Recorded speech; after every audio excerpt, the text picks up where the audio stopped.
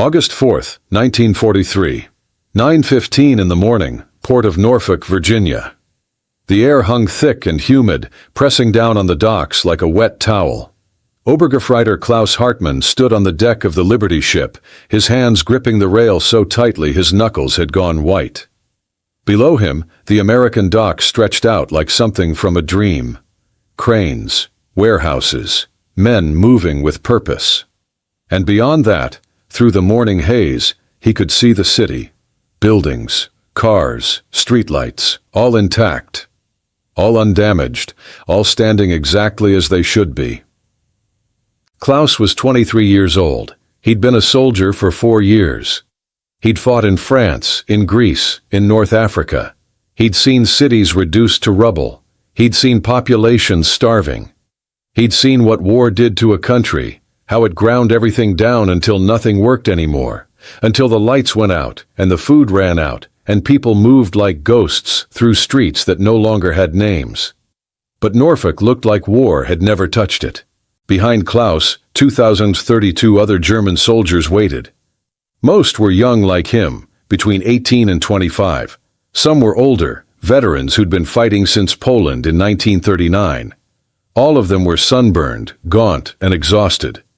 They wore the remnants of Afrika Korps uniforms, tan tunics faded nearly white by the North African sun, trousers stained with desert sand that no amount of washing could remove. They'd been at sea for 14 days. Before that, 4 weeks in a prisoner-of-war cage in the Algerian desert.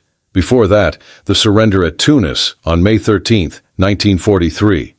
The day the Afrika Korps ceased to exist as a fighting force. The day 275,000 German and Italian soldiers became prisoners of the British and Americans. Klaus had expected to die in North Africa. When the final offensive collapsed, when the ammunition ran out and the fuel was gone, and Allied forces closed in from both sides, he'd thought that was the end. The British would shoot them, or the Americans would, or they'd be left in the desert to starve. That's what German propaganda had said. The Allies were savages. They executed prisoners. They tortured captives. They showed no mercy. But they hadn't been shot. They'd been disarmed, searched, and marched to holding areas. Fed. Given water. Treated more or less like human beings. Still, Klaus didn't trust it. Couldn't trust it. For 2.5 months, he'd been waiting for the other shoe to drop. For the kindness to end, and the cruelty to begin. Now, as the Liberty ship's engines cut and dock workers threw lines to secure her to the pier, Klaus felt that old dread rising again. America. Enemy territory. The heart of the power that was crushing Germany. He'd heard stories about America from the propaganda films. A nation of gangsters and Jews, weak, decadent, corrupt, but also dangerous, capable of terrible things if roused to anger. What would they do to German prisoners on American soil? Klaus looked down at his uniform. On the back of his trousers, someone had painted 2 white letters, PW, Prisoner of War. On the train from Algiers to Oran, American soldiers had painted those letters on every German prisoner. It was humiliating, marking them like cattle. Below, on the dock, American soldiers were assembling, MPs with white helmets and armbands. Regular infantry with rifles. Officers conferring with dock officials. Klaus watched them, trying to read their intentions. Were they nervous? Angry? He couldn't tell from this distance. The gangway was lowered. An American officer climbed aboard, accompanied by 2 guards. He consulted a clipboard, spoke briefly with the ship's captain, then turned to address the German prisoners. His voice was loud but not harsh. Professional. You will disembark in an orderly fashion. You will form ranks on the dock. You will follow all instructions immediately. Any resistance will be dealt with severely. The Germans understood enough English to get the meaning. They shuffled toward the gangway. Klaus went with them, part of the slow-moving mass of men who'd been locked in the ship's hold for 2 weeks, breathing each other's sweat, listening to the Atlantic pound against the hull, wondering where they were being taken and what would happen when they got there. Norfolk, Virginia, the United States of America. Klaus stepped onto the gangway, His boots rang on the metal grating. He descended toward the dock, toward whatever waited below. Behind him, 2,000 other Germans followed. The first wave, the beginning of something none of them could have predicted. Within an hour, Klaus Hartmann would board a passenger train with upholstered seats. A colored porter would offer him coffee and a sandwich. And Klaus would whisper to the man next to him in German 5 words that captured the complete disorientation of that moment. Man, oh man, how about that? Within 3 months, Klaus would be working on an engineering project in Mississippi, eating 3 meals a day, playing soccer on weekends, and writing letters home that American censors would read but not destroy. Within 2 years, Klaus would have gained 30 pounds, learned conversational English, and developed a grudging respect for the country that had defeated him.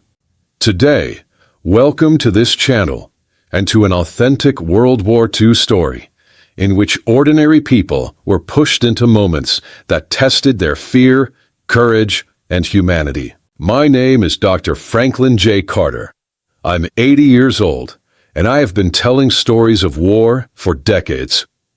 If you are ready to follow me through these stories of war, then kindly like this video, subscribe to this channel, and turn on notifications so you can see other episodes when they're released. Also, tell me where you are watching from and what exact time you are watching right now. This story is just starting, so sit down and follow me to the end. But to understand how Klaus arrived at this impossible moment, how 2,033 elite German soldiers came to step off a ship in Norfolk expecting brutality and receiving something else entirely, we need to go back. Back to May 1943, back to Tunisia, back to the moment when the most feared fighting force in the German military ceased to exist. May 1943. North Africa was ending. For 3 years, the desert had been a battlefield.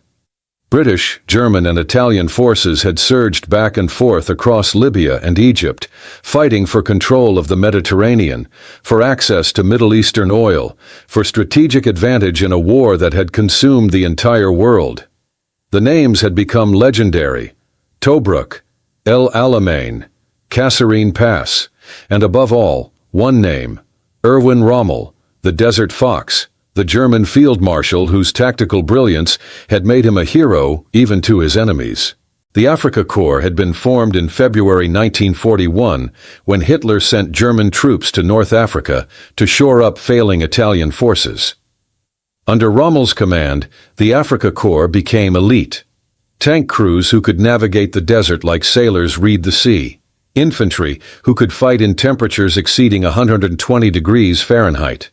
Supply officers who could keep machines running with spare parts scavenged from destroyed equipment. They wore distinctive tan uniforms. They developed their own culture, their own pride. They believed they were the best soldiers in the German military. And for a while, they proved it. They pushed the British back to the gates of Cairo. They threatened the Suez Canal. They made Rommel a household name across the world. But by late 1942, everything had changed. In November 1942, American forces entered the war in North Africa. Operation Torch. Amphibious landings at Casablanca, Oran, and Algiers. Suddenly, the Afrika Korps faced enemies on 2 fronts. British forces under Montgomery advancing from the east. American forces advancing from the west. The Germans and Italians were caught in a vice. Supply lines collapsed. Ships carrying fuel and ammunition from Italy were sunk by Allied aircraft and submarines. Rommel flew to Germany in March 1943 to beg Hitler for permission to evacuate. Hitler refused. The Afrika Korps would fight to the last man, no retreat, no surrender. Rommel was recalled to Germany. Command passed to General Hans-Jürgen von Arnim. A capable officer, but he inherited an impossible situation. By May 1943, the Afrika Korps was trapped in Tunisia, surrounded, outnumbered, out of fuel, out of ammunition, out of hope. On May 13, 1943, von Arnim surrendered. The entire remaining Axis force in North Africa, roughly 275,000 German and Italian soldiers, became prisoners of war. Klaus Hartmann was one of them. He'd been with the 15th Panzer Division, a tank maintenance specialist. 23 years old, from a small town near Stuttgart. He'd joined the Wehrmacht in 1939, trained as a mechanic, and been sent to North Africa in early 1942. For 15 months he'd kept tanks running in conditions that destroyed engines and stripped gears. He was good at his job. Proud of it. When the surrender came, Klaus felt relief mixed with shame. Relief because he was alive. The fighting was over. No more air raids, no more artillery. No more watching friends die in explosions or from infected wounds because there was no medicine. But shame because he'd surrendered. Because the Afrika Korps, the unbeatable Afrika Korps, had been beaten. Because he would go home eventually and have to explain that he'd given up. If he went home at all. The first weeks after the surrender were chaotic. The British and Americans weren't prepared for so many prisoners. They set up temporary camps, barbed wire enclosures they called cages, in the Tunisian desert. Tens of thousands of men crowded into spaces designed for thousands. Food was scarce, water was rationed, medical care was minimal. Klaus and his unit were marched to Algiers, then trucked to Oran. They were processed, photographed, and interrogated. Officers were separated from enlisted men. Germans were separated from Italians. Political officers, SS men, and anyone suspected of war crimes were pulled aside for special handling. Klaus was neither an SS nor a political officer. He was a mechanic who'd repaired tanks. The Americans asked him questions about his unit, about German equipment, about morale. He answered truthfully. There seemed to be no point in lying. The war in Africa was over. The information couldn't help Germany now. Then came the waiting. 4 weeks in a cage outside Oran. A barbed wire rectangle surrounding tents. No shade. No privacy. Guards walking the perimeter. Rumors spread through the prisoners like a disease. We're being sent to Britain. We're being sent to Canada. We're being sent to Russia. We're being shot tomorrow. We're being released. We're staying here for the duration of the war. Nobody knew. The guards didn't tell them. The officers didn't know.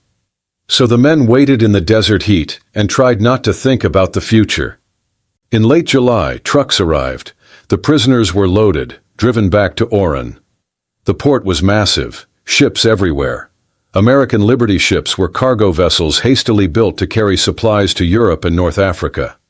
The prisoners were marched aboard, packed into holds, given water and hardtack biscuits. The hatches were closed. The engines started. Somewhere, an officer told them they were going to America. America. The word spread through the hold in whispers. America meant the war was truly over for them. America meant they wouldn't see combat again. But it also meant they were being taken to the heart of enemy power. To a country they'd been taught to despise, to a fate none of them could predict. The Atlantic crossing took 14 days. The Liberty ships weren't designed for passenger comfort. The holds were dark, cramped, and hot. Men slept in shifts. Seasickness was constant. The smell was unbearable. Some men went crazy from claustrophobia and had to be restrained. Others retreated into silence, sitting motionless for hours, staring at nothing. Klaus spent the crossing thinking about his family, his mother and father back in Germany, his younger sister, his girlfriend, Greta, who worked in a munitions factory in Stuttgart. He'd written to Greta before the surrender, but the letter probably never reached her. The mail service had collapsed weeks before the end. She didn't know if he was alive or dead. His parents didn't know. They'd eventually get a telegram from the Wehrmacht saying he was missing. Then maybe months later, notification that he was a prisoner. If the Americans let them write letters, if mail got through, if Germany still existed by the time this war ended. Klaus had heard the rumors from soldiers who'd fought on the Eastern Front before being transferred to Africa. Germany was losing. The Russians were pushing back. The bombing of German cities was relentless. The Reich that was supposed to last 1,000 years might not last another 1,000 days. But Klaus pushed those thoughts away. They were too big, too overwhelming. He focused on smaller things, surviving the crossing, keeping his uniform reasonably clean, maintaining some shred of dignity. On August 4, 1943, the Liberty ship reached Norfolk. Klaus heard the engines cut, felt the ship slow, heard shouting from above. Then the hatches opened and sunlight poured into the hold. American voices ordered them topside. The prisoners climbed ladders, emerging onto the deck, blinking in the bright morning light. And there it was. America. Klaus had expected something different. Exactly what, he couldn't say. But not this. Not normalcy. Not a city that looked prosperous and undamaged and utterly untouched by war. The prisoners disembarked. They formed ranks on the dock as ordered. American MPs counted them, checked names against lists, and directed them toward a large warehouse. Inside the warehouse, they went through what the Americans called delousing. They stripped. Their clothes were taken, fumigated. They were sprayed with DDT powder. Given cursory medical examinations, checked for lice, for contagious diseases, and for injuries that needed treatment. Klaus stood naked with 2,000 other naked German soldiers, while American medics walked among them with clipboards. It should have been humiliating, and it was. But it was also efficient, impersonal, and not cruel. The Americans weren't mocking them, weren't beating them, just processing them. After delousing, they got their clothes back. The PW letters on their trousers had been reinforced, additional markings added. Then they were marched to the railroad station. This was the moment Klaus had been dreading, the train ride to wherever the Americans were taking them. In the German army, prisoners and replacements were always transported in boxcars, freight cars with no seats, no windows, no toilets. Just wooden boxes on wheels where men stood or sat on the floor for hours or days, packed so tightly they couldn't move.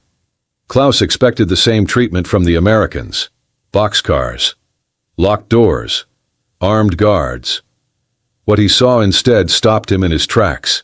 Passenger coaches. Real passenger trains with windows and upholstered seats. The kind of trains civilians used. The kind of trains Klaus hadn't seen since before the war. The American officer in charge gave orders. Board the train. Find a seat. Remain seated unless you need the washroom. If you need the washroom, raise your hand, and a guard will escort you. Raise your hand. Like school children. The prisoners exchanged looks. Was this a trick? A test? They waited for someone to go first. An older soldier, a sergeant named Werner, climbed the steps into the first coach. He disappeared inside. Seconds passed. He didn't come running out, didn't scream, didn't get shot. The others followed. Klaus boarded, stepped into the coach, and stopped. The seats were upholstered, cushioned. Each seat had armrests, overhead racks for luggage, windows with curtains. It was nicer than any train Klaus had ridden in the German army. Nicer than most civilian trains he remembered from before the war. Man, oh man, someone whispered in German behind him. How about that? Someone else said. Klaus found a seat, sat down. The cushion compressed beneath him. It was soft, clean. He ran his hand over the armrest. It was smooth, polished wood. Around him, other Germans were having the same reaction. Disbelief. Confusion. Some were laughing, not from humor, but from the sheer absurdity of it. They were prisoners of war. Enemies. They'd spent 2 weeks crammed in a ship's hold like cargo. And now they were sitting in passenger coaches like regular travelers. The train filled. 2,000 Germans found seats. Guards positioned themselves at the ends of each coach, rifles ready but not pointed. The Americans looked nervous, tense. There were only a few dozen guards for 2,000 prisoners. If the Germans rushed them, tried to overpower them, they could take the train. But nobody tried. The prisoners were exhausted, disoriented, and honestly curious about what would happen next. The train's whistle blew. The engine engaged. The coaches lurched into motion. They were moving. Rolling south out of Norfolk into Virginia toward destinations the prisoners didn't know. 20 minutes into the journey, a colored porter appeared. He was an older black man, maybe 50, wearing the crisp uniform of a railroad employee. He pushed a cart down the aisle. On the cart, coffee in a large urn, sandwiches wrapped in wax paper, and tin cups. The porter stopped at the first row of seats. "Coffee?" he asked. "Sandwich?" The German stared at him. The porter smiled. Not a big smile, just a professional courtesy. He gestured to the coffee, to the sandwiches, offered them. One of the Germans, a corporal named Friedrich, tentatively accepted a cup of coffee and a sandwich. The porter poured the coffee, handed it over, and moved to the next seat. Coffee, sandwich. Klaus took both.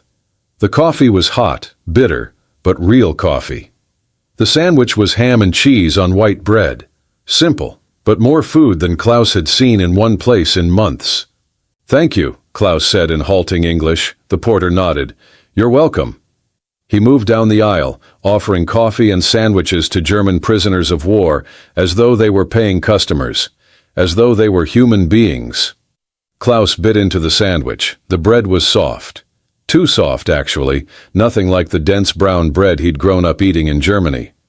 But it was fresh, and there was actual meat in it. Not much, but actual ham. He sipped the coffee, closed his eyes, tried to make sense of what was happening. For 4 years, Klaus had been told that Americans were the enemy. Weak, yes, but vicious when cornered.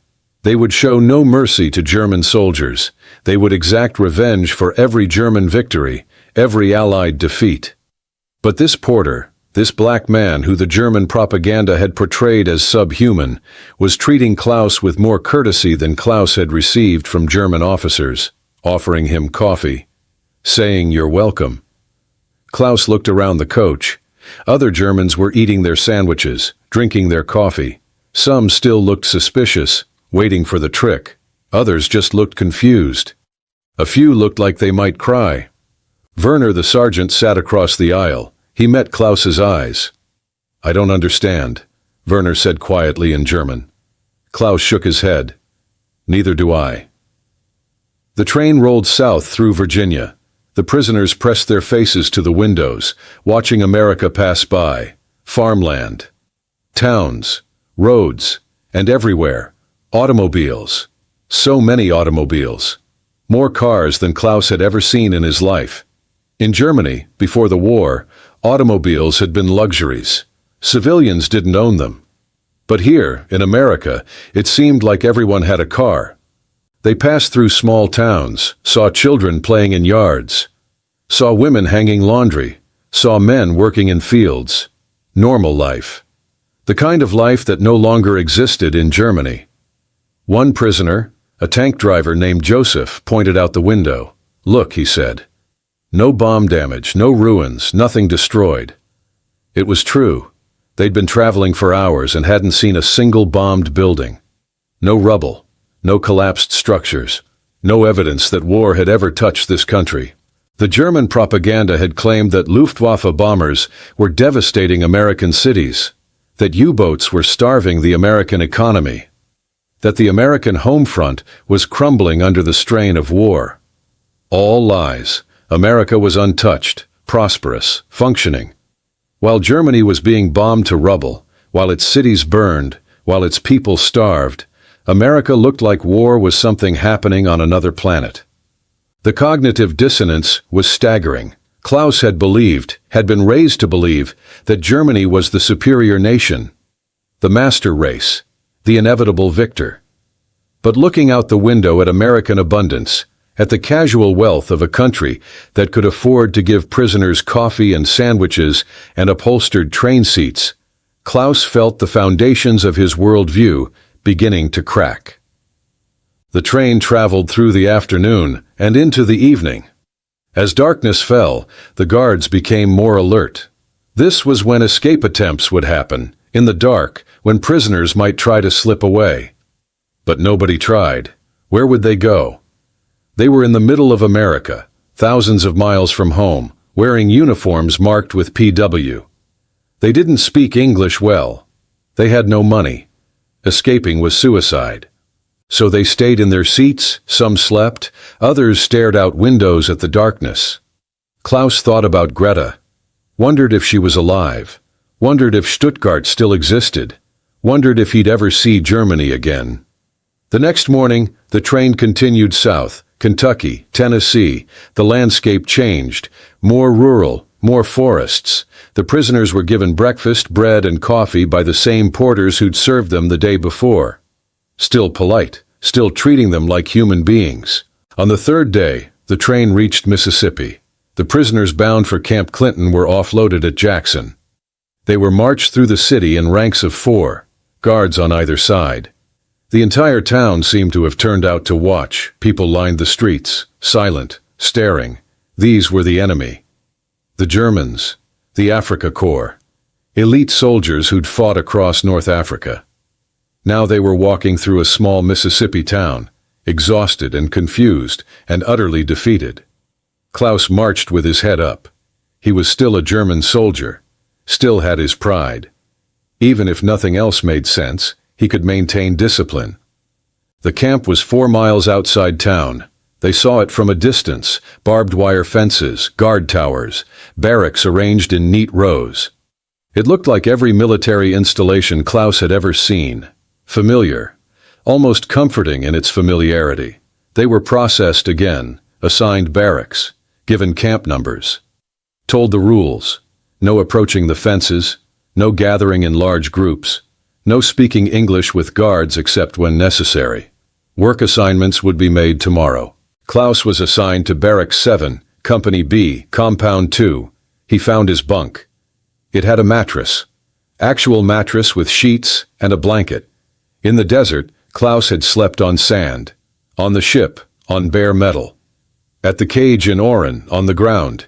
He sat on the bunk, the mattress compressed. It was thin, but it was there. Around him, other prisoners were claiming bunks, stowing their few possessions, trying to orient themselves to this new reality. A corporal named Martin sat on the bunk next to Klaus. "What do you think they'll do with us?" Martin asked. Klaus shook his head. "I don't know. Work, probably." "The Geneva Convention says prisoners can be put to work." "Doing what?" Klaus gestured vaguely. "Whatever needs doing. Farm work, construction, labor." Martin nodded. "That won't be so bad. Better than being shot." Klaus agreed. Yes, better than being shot. That evening they had their first meal at Camp Clinton. The prisoners lined up at the mess hall, received trays, and moved through a serving line. American soldiers behind the counter slopped food onto their trays: meat, potatoes, vegetables, bread, coffee. Klaus found a table and sat down, looked at his tray. The portions weren't huge, but they were adequate. More food than he'd had in a single meal in months. He picked up his fork and cut into the meat. It was roast pork. Actual pork, not the mystery meat that passed for protein in military rations. He ate slowly, savoring each bite. Across the table, Werner was eating with the focused intensity of someone who'd been hungry for a very long time. When they finished, Klaus leaned back. His stomach was full, actually full. Not just less empty, but genuinely satisfied.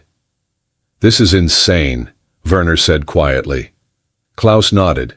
"Yes, they're treating us better than our own army did." Klaus thought about that. It was true. In the German army, food had been scarce, especially toward the end. Rations had been cut repeatedly. Soldiers went hungry. Here, in an American POW camp, Klaus had just eaten better than he'd eaten in months. "The Americans have a lot of everything," Klaus said. "Food, equipment, supplies. They can afford to follow the Geneva Convention." Werner grunted. "Or they're trying to make us soft, make us forget we're Germans." "Maybe," Klaus said, "or maybe they just don't care enough about us to be cruel." That thought was somehow more unsettling than the idea of deliberate kindness. The Americans had such abundance, such overwhelming resources, that they could afford to treat enemy prisoners well, without even trying. It wasn't mercy. It was indifference, backed by wealth. Over the following weeks, the routine established itself. The prisoners woke at 6. Attended roll call. Had breakfast. Were assigned work details. Camp Clinton's primary project was the Mississippi River Basin Model, an enormous engineering undertaking by the Army Corps of Engineers. The model would recreate the entire Mississippi River system in miniature, a square mile of channels and tributaries used to test flood control measures. The work was hard, physical. The prisoners dug channels, moved earth, constructed miniature dams and levees. They worked 8 hours a day, 6 days a week. Under the Geneva Convention, they were paid for their labor. 80 cents a day for enlisted men. The money went into camp accounts. Prisoners could spend it at the canteen, buying cigarettes, chocolate, and toiletries. Klaus found the work exhausting, but not unbearable. It was better than combat. Better than wondering if today was the day he'd die. Here, the biggest danger was a pulled muscle or sunburn. The camp settled into rhythms, soccer games on Sunday afternoons, a prisoner orchestra that gave concerts, English classes for those who wanted to learn the language, a library with German books, a theater group that performed plays. It was like a small German town transplanted to Mississippi. But tensions existed beneath the surface. Political divisions among the prisoners ran deep. Hardcore Nazis who still believed in ultimate victory. Apolitical soldiers who just wanted to survive. A handful of anti-Nazis who'd never supported Hitler. These groups didn't mix well. Fights broke out. The American authorities had to separate the most extreme Nazis into different compounds. Klaus stayed neutral. He'd never been political. He joined the Wehrmacht because it was expected, because he needed work, because his country was at war. He didn't believe in the racial theories or the grand visions of empire. He just wanted to survive, go home, rebuild his life. In November 1943, Klaus received his first letter from home. It had taken months to arrive, routed through the International Red Cross. The envelope was thin, the paper inside covered in his mother's careful handwriting. She told him his father was well. His sister had married a soldier who was now fighting in Russia. Greta was still working at the factory. Stuttgart had been bombed repeatedly. Many neighborhoods were destroyed. Food was scarce, but they were surviving. She was so relieved to know he was alive, so grateful he was safe in America, far from the fighting. Klaus read the letter 5 times. Then he wrote back. He described Camp Clinton. The work, the food, the routine. He didn't mention how well the Americans treated them. Didn't want to make it sound like he was having an easy time while Germany suffered. But he assured his mother he was safe, healthy, and well-fed. He didn't tell her about the doubt growing in his mind, the questions he couldn't stop asking himself. If America was this strong, this wealthy, how could Germany possibly win? If the Americans could afford to treat prisoners this well, what did that say about Germany's claims of superiority? These were dangerous thoughts, treasonous thoughts. Klaus kept them to himself. Winter came. Mississippi winters were mild compared to what Klaus had known in Germany, but the barracks weren't well heated. The prisoners shivered at night, huddled under thin blankets. Some got sick. The camp hospital treated them. American doctors and German prisoner doctors working together. Klaus caught a fever in January 1944. He spent a week in the hospital. An American nurse, a young woman named Marion, checked on him daily. She spoke some German, enough to ask how he felt, if he needed anything. She brought him aspirin, extra blankets, and books to read. One afternoon, Klaus asked her why she was being kind to him. Marion looked surprised. "You're sick," she said. "That's why. But I'm the enemy." "You're a patient," Marion said. "That's all that matters here." Klaus didn't know what to say to that. In the German military, enemy wounded were left to die unless they had intelligence value. Kindness to enemies was weakness. But here was this American woman caring for a German prisoner, as though nationality didn't matter. When Klaus recovered and returned to his barracks, he found himself thinking about that conversation, about the difference between what he'd been taught and what he was experiencing. The gap was too wide to ignore. By spring 1944, news from Europe was filtering into the camp despite censorship. The Allies had invaded Italy. The Russians were pushing into Eastern Europe. Germany was losing on all fronts. The prisoners debated what it meant. The hardline Nazis insisted it was temporary, that Germany had secret weapons that would turn the tide. The realists knew better. Klaus was among the realists. He could read the trajectory. Germany was finished. The question was how long it would take and how much more destruction would occur before the end. In June 1944, news arrived of the Normandy invasion. The Americans and British had landed in France, a second front. Germany was now fighting massive battles in the east, in Italy, and in France. The mathematics were impossible. Germany didn't have the manpower or resources to win on three fronts. Some prisoners celebrated in secret, hoping the war would end soon. Others sank into depression. A few became dangerous, violent toward anyone who suggested Germany might lose. Klaus stayed quiet. He worked, he ate, he slept. He wrote letters home when he could. He waited for the war to end. The waiting continued through 1944 and into 1945. In April 1945, news reached Camp Clinton that President Roosevelt had died. The prisoners weren't sure what that meant for them. Would the new President Truman be harder on POWs, more lenient? Nobody knew. Then, on May 8, 1945, Germany surrendered unconditionally. The war in Europe was over. The prisoners at Camp Clinton received the news in near silence. Some cried, some stared blankly, some seemed relieved. The hardline Nazis retreated to their barracks and didn't emerge for days. Klaus felt numb. Germany had lost. Completely. Utterly. Everything he'd fought for, everything his generation had been told to believe in, had ended in total defeat. The Third Reich, which was supposed to last 1,000 years, had lasted 12. But Klaus was alive. That counted for something. The question now was, what would happen to them? The Geneva Convention required repatriation of prisoners after a war ended. But Germany was occupied, destroyed. There was no German government to send prisoners back to. Where would they go? The American authorities announced that repatriation would begin, but would take time. Priority would go to sick prisoners, to those with families in urgent need, to those deemed least dangerous politically.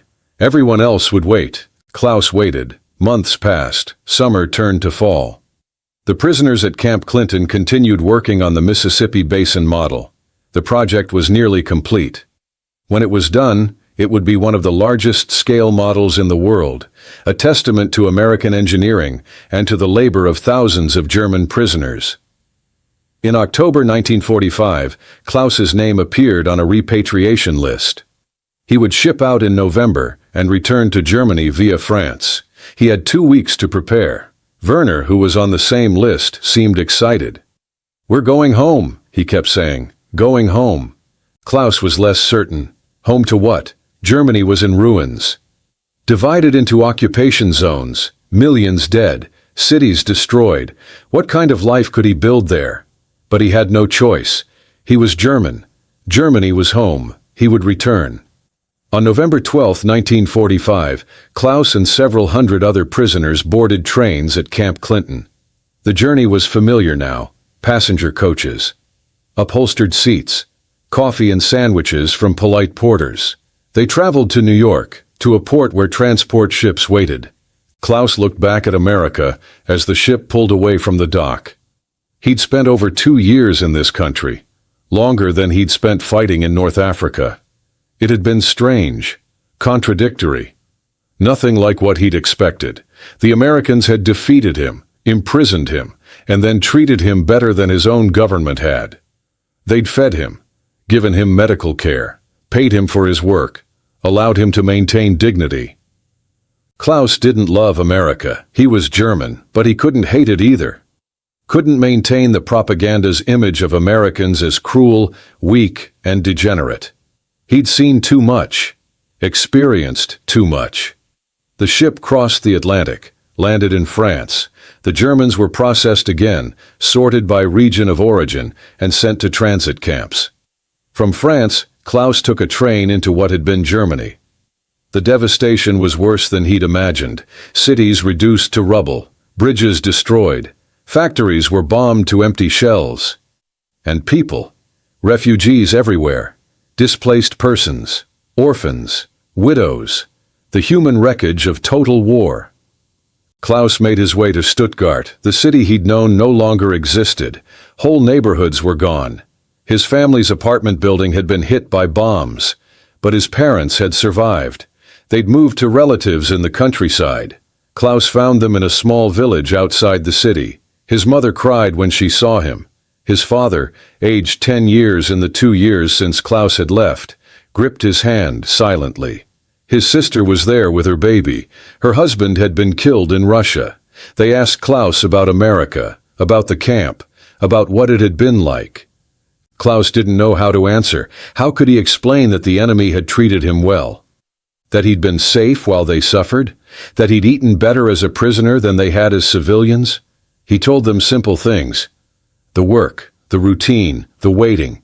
He didn't tell them about the upholstered train seats or the coffee or the American nurse who'd cared for him when he was sick.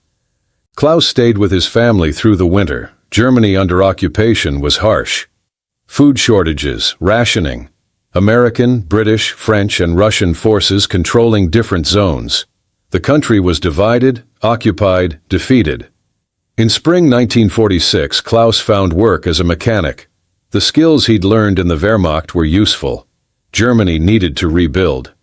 Needed people who could fix things, make things work again. Slowly, over months and years, Klaus rebuilt his life. He married Greta in 1947. They had a son in 1948 and a daughter in 1950. He worked, saved money. Germany began its long, painful recovery. But Klaus never forgot America. Never forgot Camp Clinton. Never forgot the moment when he stepped onto a passenger train expecting brutality and received courtesy instead. In 1963, 20 years after his capture, Klaus received a letter from Marion, the nurse who'd cared for him at Camp Clinton. She'd found his address through the Red Cross. She was writing to former prisoners, collecting stories about the camp for a local historical society. Klaus wrote back. He told her about his life, his family, his work. He thanked her for the kindness she'd shown him when he was sick. They corresponded for years after that, not frequently, just occasional letters. Marion told him about changes in Mississippi. Klaus told her about Germany's reconstruction. It was a strange friendship between a former prisoner and his former captor, but it was real.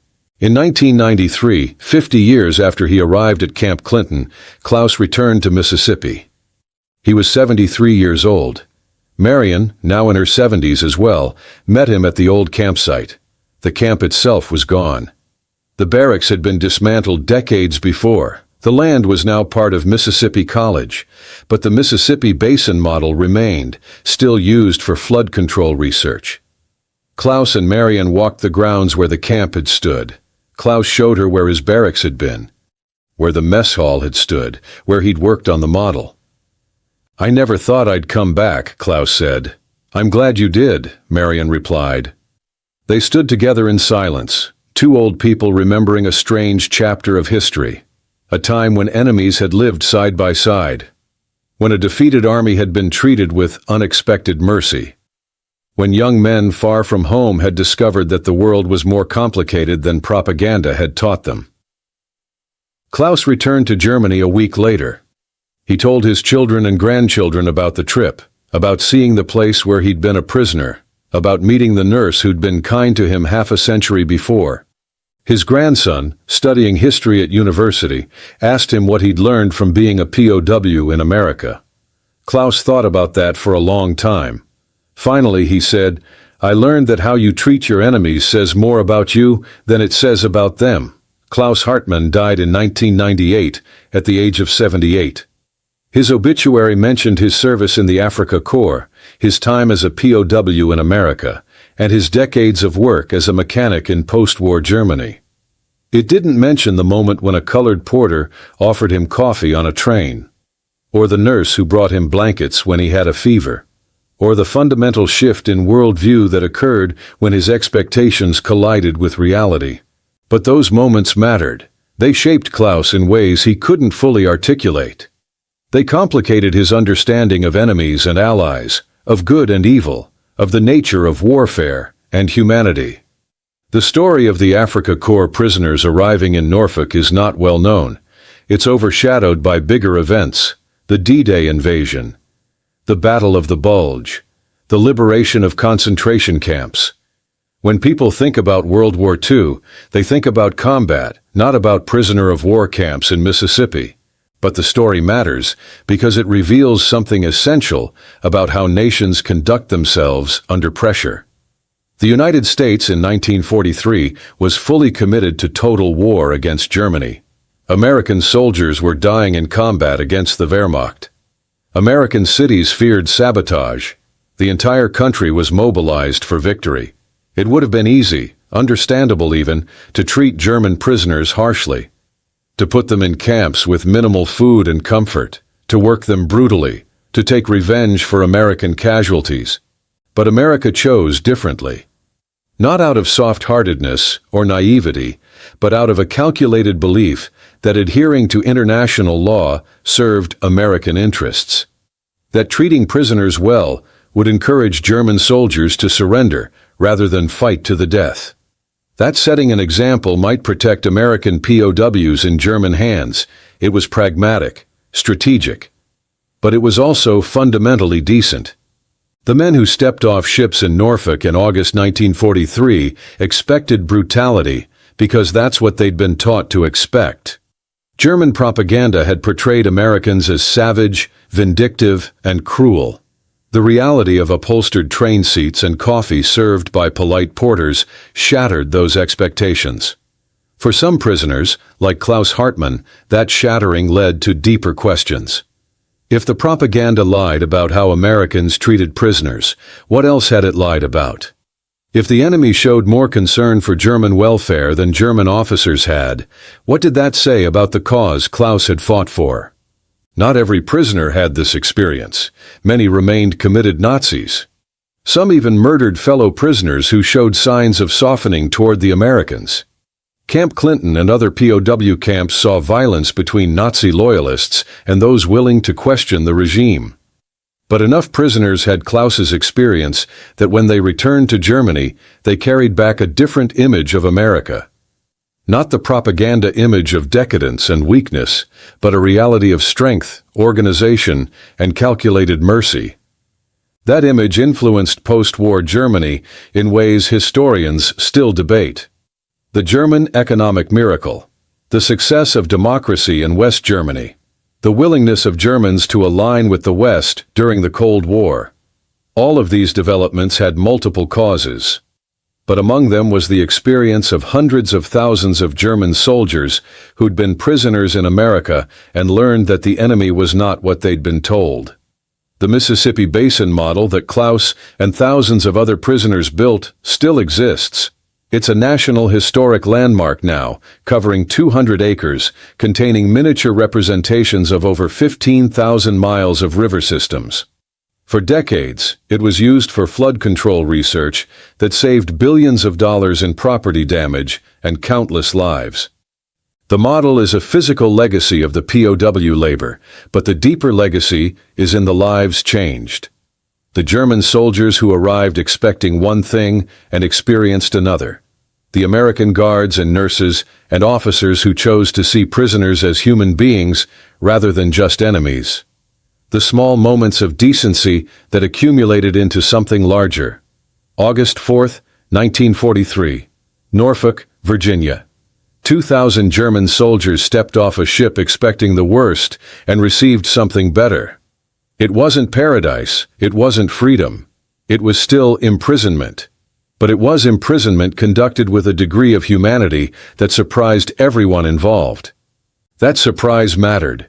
It opened doors in minds that propaganda had tried to lock shut.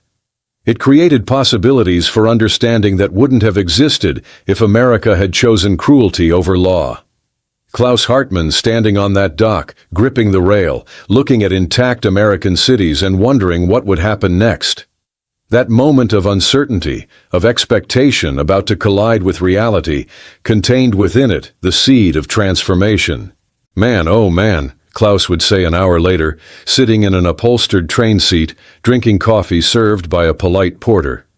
How about that? Another prisoner would reply. 5 words capturing complete disorientation.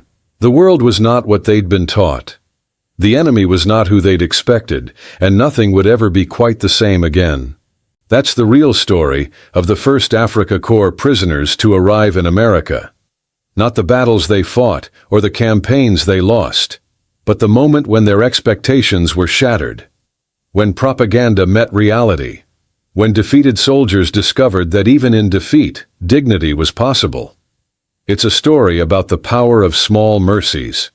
About how treating enemies with basic humanity can undermine hatred more effectively than any weapon.